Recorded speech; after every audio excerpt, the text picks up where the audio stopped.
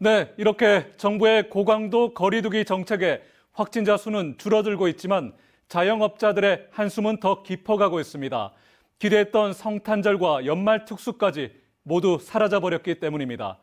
특히 정부가 방역 지원금 100만 원을 지급하기 시작했지만 이들의 반응은 역시 냉담하기만 합니다.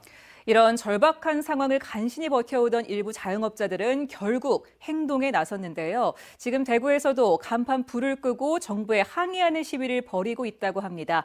현장에 나가 있는 취재 기자 연결합니다. 손은민 기자, 영업 제한 시간인 9시까지는 아직 시간이 좀 남았는데요. 이미 간판 불을 끈 곳이 많습니까?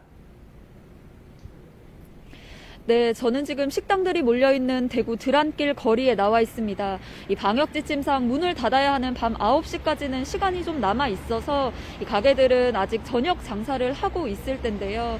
그런데 제 뒤로 보이는 거리에 식당과 카페마다 간판 불이 꺼져 있습니다. 자영업자들이 정부의 고강도 거리두기 지침에 항의하는 차원에서 간판 불을 끄고 장사하는 소등 시위를 벌이고 있는 겁니다.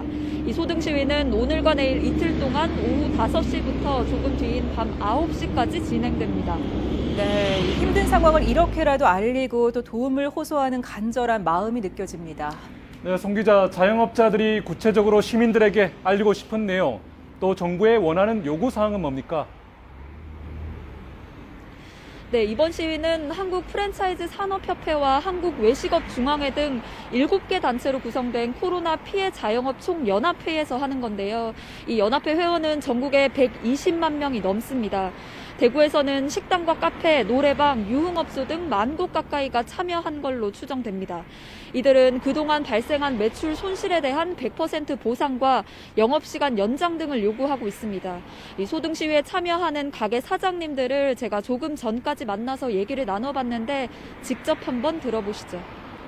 실질적인 도움은 저희들 임대료 그리고 또 각종 세금, 4대 보험료 이런 것들에 대한 지원이 이루어져야만 그나마 피해를 조금 보전할 수 있는 그런 조치라고 생각을 합니다. 영업시간 정도를 어느 정도로 좀 해주시거나 해주시면 이렇게 나라에서 지원해주는 돈보다는 전부 다 각자들이 더 노력을 해서 그렇게 벌어가는 장사가 어떻게 보면 더 현명하지 않을까. 자영업자들은 고강도 거리두기가 내년에도 계속되고 정부의 전향적인 손실보상 조치가 없으면 집단 휴업으로 맞서겠다는 계획입니다. 또 정부를 상대로 자영업자 손실보상금 소급 적용 청구 집단 소송도 준비하고 있습니다. 한편 정부는 이번 주까지 방역 상황을 지켜본 뒤 사회적 거리두기 방침을 조정할지 여부를 결정할 예정입니다.